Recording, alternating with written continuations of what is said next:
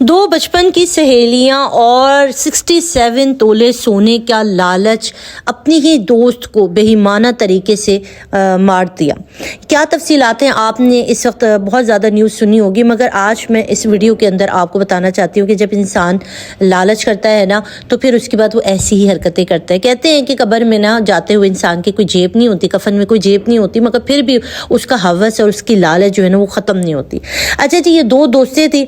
एक थी जी हमारी मेडिकल ऑफिसर थी जी, डॉक्टर वर्दा, और जो कि DHQ हॉस्पिटल के अंदर एक ऑफिसर थी, मेडिकल ऑफिसर।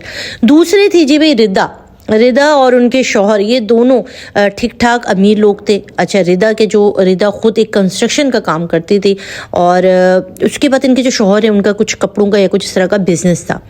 अब यहाँ पर ये जो डॉक्टर हैं, इनके फादर बताते हैं कि डॉक्टर वर्दा को डॉक्टर बनने का इंतहाई शौक था, बहुत मेहनती बच्ची थी।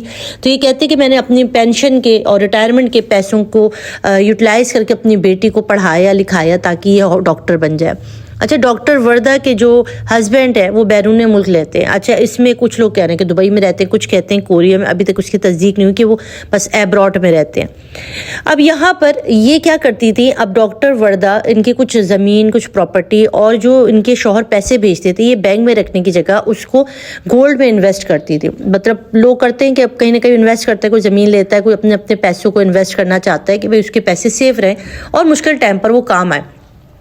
तो ये जो भी इनके पास पैसे बचते थे, क्योंकि खुद भी एक ठीक ठाक कमाती थी, इनके शौहर भी अच्छे खासे जॉब पर थे, अच्छी इनकम उठाते थे, तो ये अपने पैसे को गोल्ड के अंदर कन्वर्ट करती थी और अपनी सेविंग को गोल्ड में कन्वर्ट करती थी। अब इनके पास जो है वो गोल्ड जमा हो गया था भाई, 67 तोला सोना इनके पास मौजूद था। और जो इनके दोस्त हैं ना, जो बचपन के, उनको ऊपर इसको ट्रस्ट था। मतलब कि जब ये हॉस्पिटल में किसी अपॉइंटमेंट से किसी काम से आती तो डॉक्टर वर्दा दूसरी जो सीनियर डॉक्टर्स हैं उनको रेफ़र करती और कहती कि मेरी बेस्ट फ्रेंड है, इसके साथ बड़े अच्छे से रहना, और ख़ुद खड़े होकर उनका मेडिकल का सारा काम करवाती थी। इस हद तक हॉस्पिटल के तमाम लोग जानते थे डॉक्टर वर्दा को, इतनी इनकी दोस्ती थी। अब यहाँ पर हॉस्पिटल इंतज़ामिया को पता था ये इनकी बेस्ट फ्रेंड है, और ये दोनों एक जगह पे जाना आना खाना पीना चलता था। अब यहाँ पर 2023 अक्टूबर का महीना, डॉक्टर वर्दा को पाकिस्तान से बाहर अपने शौहर के पास जाना था। अभी अपने दोनों बच्चों के साथ बैरून मुल्क जाना चाहती थी, बट इनका जो इतना सारा जेवर इनके पास, सोना इनके पास मौजूद था, उसको ये किसी जगह रखवाना चाहती थी। अब यहाँ पर इन्होंने अपनी दोस्त रिदा और उनके शौहर के ऊपर ट्रस्ट किया। देखिए ना, आप अगर किसी पे एतबार भी करते हैं ना तो कहते हैं कि कभी कभी तो अपने साए पर भी एतबार नहीं करो।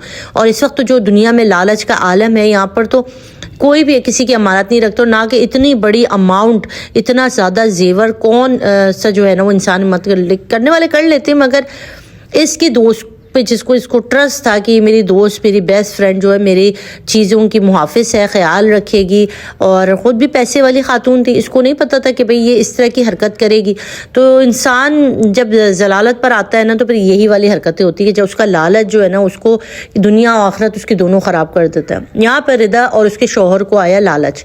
इसने अपना, डॉक्टर वर्दा ने ज़्यादा 67 तोला सोना इसकी अमानत में दे दिया। इन्होंने कहा कि मैं उसको जो है वो संभाल के अपने लॉकर में रख दूँगी, टेंशन फ्री होकर तुम जाओ मज़े से।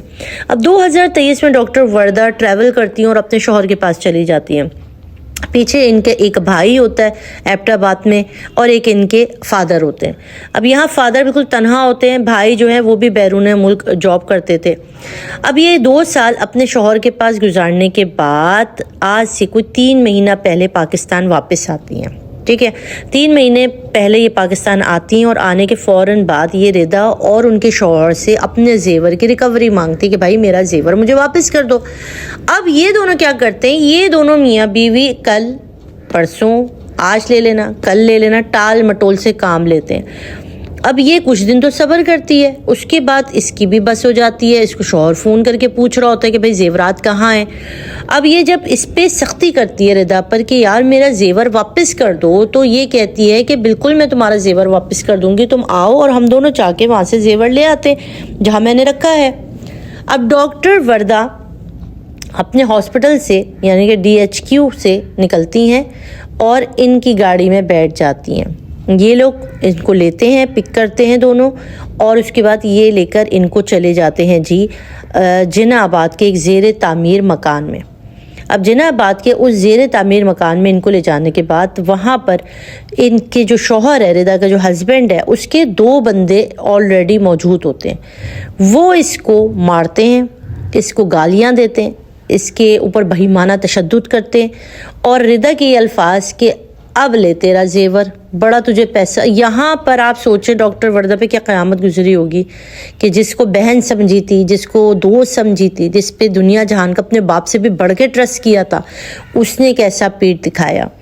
اس کو یہاں پہ مارتے ہیں، آدھا گھنٹہ مارتے ہیں۔ اس تشدد میں جو ان کی بھی پوسٹ مارٹم کی رپورٹ آئی ہے، اس میں موت کی وجہ گردن کی ہڈی توڑ دی گئی تھی۔ ان کی جو نیک کی گردی تھی اس کو اسٹریچ کیا گیا یا مارنے کے دوران اس کو توڑا گیا کہ اس کی ہڈی وہاں سے ٹوٹی ہوئی تھی۔ جو بھی پوسٹ مارٹم کی رپورٹ آئی ہے اس میں یہ بات کا انکشاف کیا گیا ہے کہ ڈاکٹر وردہ کی جو موت ہے وہ تشدد سے نہیں ہوئی، ان کی موت ہوئی ہے پیچھے گردن کی جو ہڈی ہے اس کو توڑ دیا گیا تھا۔ اس طرح بہیمانہ طور پہ اس کو قتل کیا گیا، اور یہ 4 ملزمان تھے اور 2 گاڑیوں میں تھے۔ 2 گاڑی میں یہ میاں بیوی تھے اور 2 گاڑیوں میں لاش کے سمیت یہ دونوں ملزمان تھے۔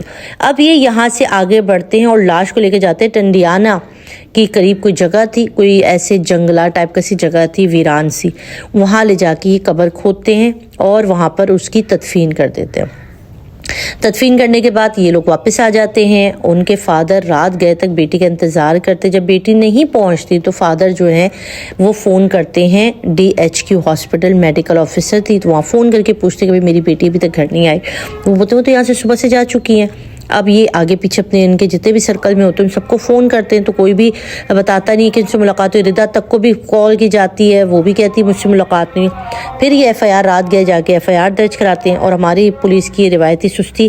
اس کے بعد 3 سے 4 دن کے بعد جو DPO ہیں ہارون رشید صاحب، انہوں نے جب رضا سے تفتیش کرتے ہیں تو پتہ چلتا ہے، اور کچھ جو ہے ہاسپٹل کی فوٹیج ملتی ہے جس کے اندر لاسٹ ٹائم 4 دسمبر کو ڈاکٹر وردہ رضا کی گاڑی میں بیٹھ کے جا رہی تھی۔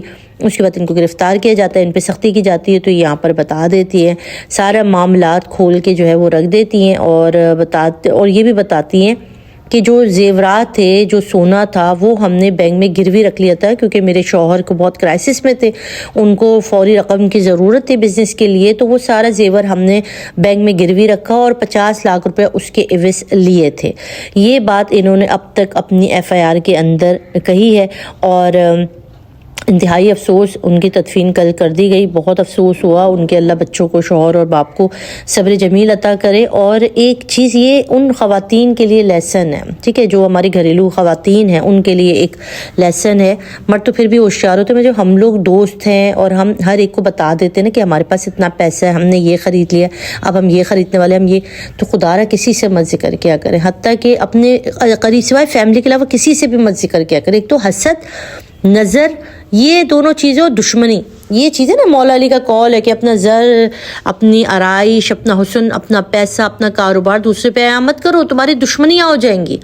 ایسے ہی نہیں کہا مولا نے، تو یہ ہو جاتا ہے، اور یہ ہوا ان کے ساتھ کہ ڈاکٹر وردہ کو جو ہے وہ اپنی جان سے ہاتھ دھونا پڑ گیا۔ آپ کیا کہیں گے ضرور مجھے بتائیے گا۔